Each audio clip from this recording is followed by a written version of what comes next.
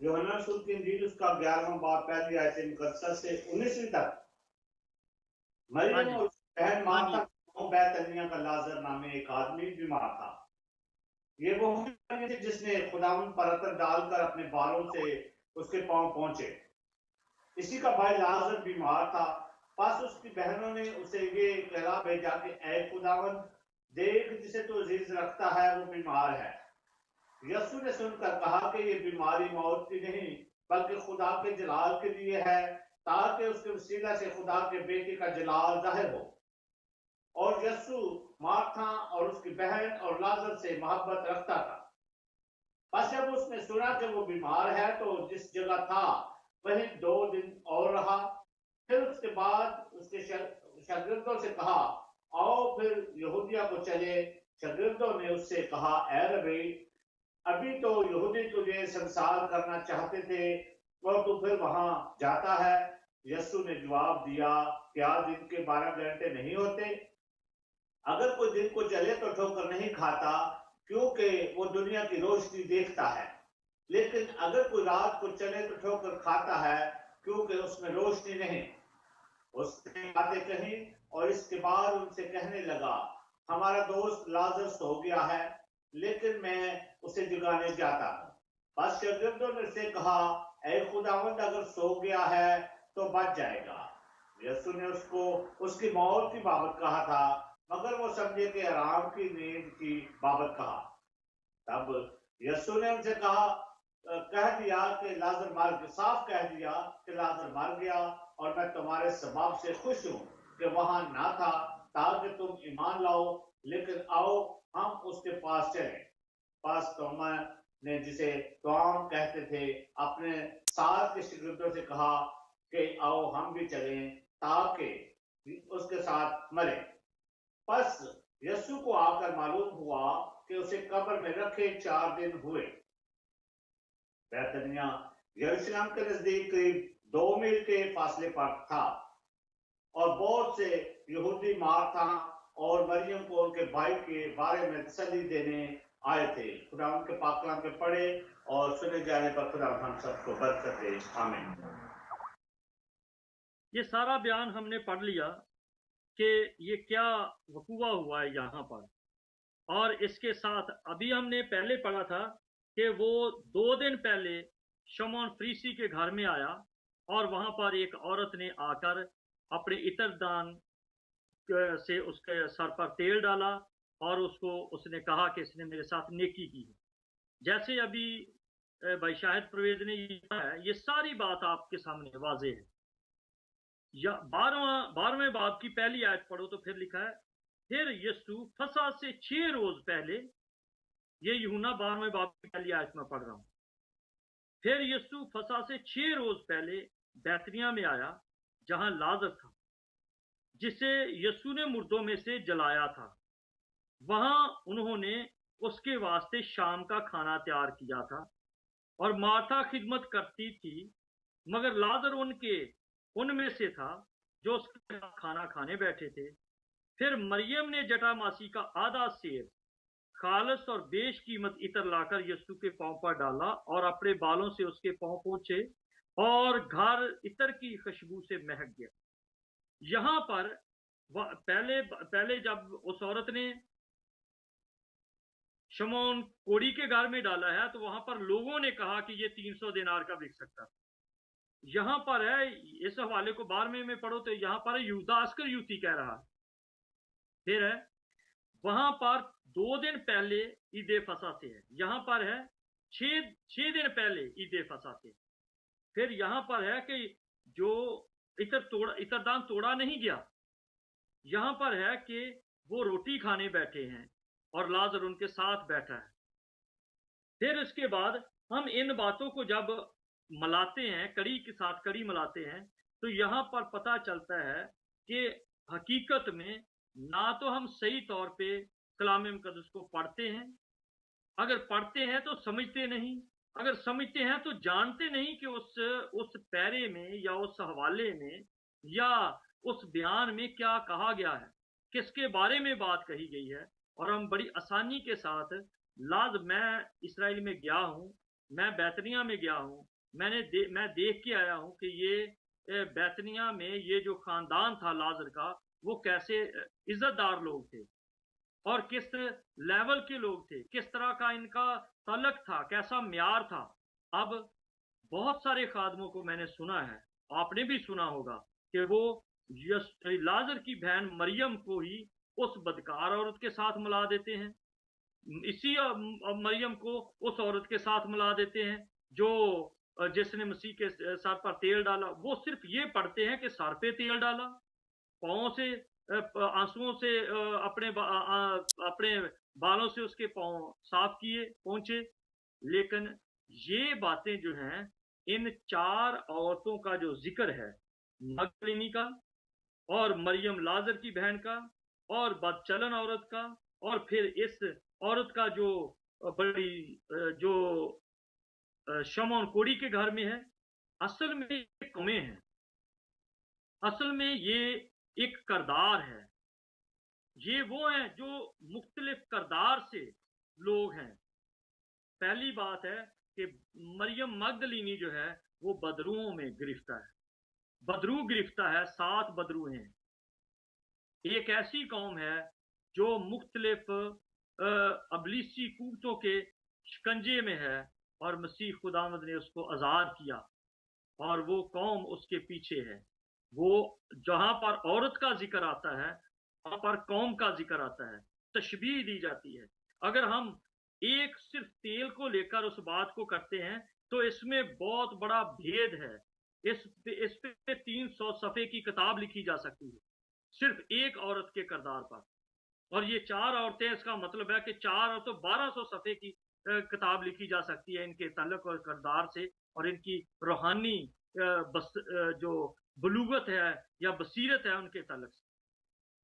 और फिर आगे मरियम जो मार्था की बहन है, वहां पर 2 कौमों की जिक्र है, एक खानदान है, 2 कौमें हैं, एक खाने पीने के तरद्दुद में है। मैं ये आपको थोड़ा थोड़ा उसका हिंट्स दे रहा हूं। और ये कौम बनी इसराइल की बात कही जा रही है। एक यहूदा की बात है जो अपने ऊपर कहते हैं कि मसीह हम में से होना चाहिए, हमें मसीह की ज्यादा समझ है। और दूसरी तरफ मार्था है जो दूसरे इसराइलियों की तस्वीर दिखा रही है कि खाने पीने का, हाँ, किसी ना किसी तरह से इस तरह से मसीह को पेश किया जाए, हम ही उसके हैं, हम भी उसके। और फिर दूसरे लोग हैं, एक और औरत है जो बदकिरदार नहीं है लेकिन अमीर है, और वो अमीर औरत जो है वो अपना इतर दान लाती है, तोड़ती है, और फिर उसके सर पे वो तेल डालती है ताकि मसीह के मुर्दों में से जी उठने के बारे में, उसकी खुशबू, उसकी तैयारी के बारे में बताया जाए। और फिर एक है जो बदचलन है, और वो चौथी है बदचलन है जो माफी की तलबगार है, जिनमें हम भी अपने आप को समझते हैं कि हम भी ऐसे ही लोग हैं जो इस हक में नहीं है कि हम उसके करीब भी आ सकें। लिखा वो पीछे से आई और रोती रही, पीछे से आई, जो सामना भी नहीं कर सकते। वो उस औरत, वो उस शख्स की तरह की है जो हैकल में बैठा था और कहता था कि मैं ये करता हूं, मैं वो करता हूं, मैं वो करता हूं। और एक दूसरा शख्स है जो जूतियों में बैठा है और कहता है कि मैं इस लायक भी नहीं कि मैं तुझे अपना सर उठा सकूं, क्योंकि मैं इस लायक नहीं हूं।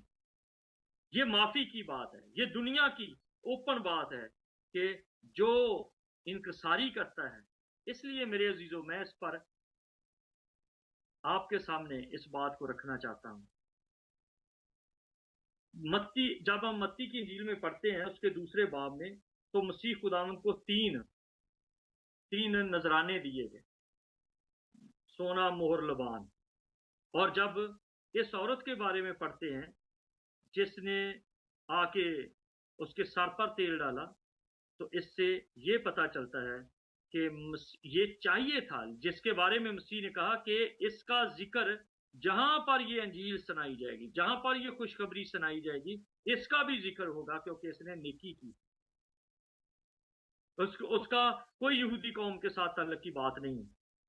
तो जब हम कुछ ऐसा करते हैं जो मसीह की जरूरत की बात है, जिससे मसीह खुश होता है, जिसमें खुदा की मर्जी है, तो फिर जिक्र होता है हमेशा के लिए। जिसके बारे में मसीह ने कहा कि मैं भी बाप के सामने इकरार करूंगा। और अगर हम सही तौर पे जानते नहीं हैं तो यशाया की किताब में जिस तरह से लिखा है, तुम्हारे बाप ने गुनाह किया और उन्होंने मेरी तफसीर, मेरे कलाम की तफसीर गलत की। हमें डरना चाहिए, सोचना चाहिए कि हम किस तरह से खुदा के कलाम को बयान करते हैं, हमारा क्या तरीका है बयान करने का, या हमारा एम क्या है, हमारा ऑब्जेक्ट क्या है, हमारी वो बातें किस तरह से थी, किस तरह से हम आगे बढ़ सकते हैं।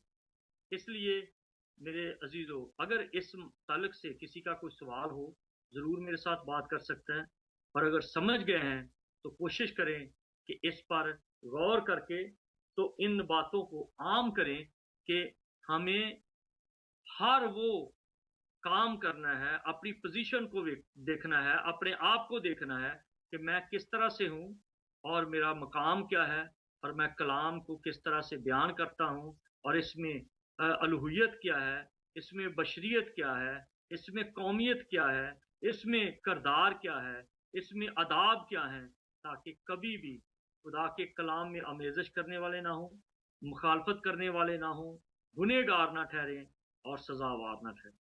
खुदावंद आप सबको इस कलाम के वसीला से बरकत दे। आमीन। बिशप साहब, God bless you, bless sermon के लिए। और यकीनन जितने भी यहाँ पर बहन भाई मौजूद हैं, सबने आज के इस बाबरकत कलाम से बरकत पाई है।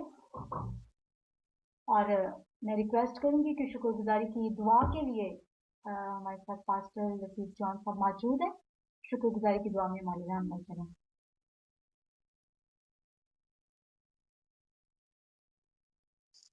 हमारे सच्चे और असली जिंदा जलाली आसमानी बाप, तेरा शुक्र करते हैं तेरे आज के खादम के लिए, जिसके वसीला से खुदा तूने हम सबको इस बात की आगाही दी कि जब हम तेरे जिंदा पाक कलाम की तफसीर करते हैं तो हम उसका बेहतर तौर पर मुतालिया कर सकें।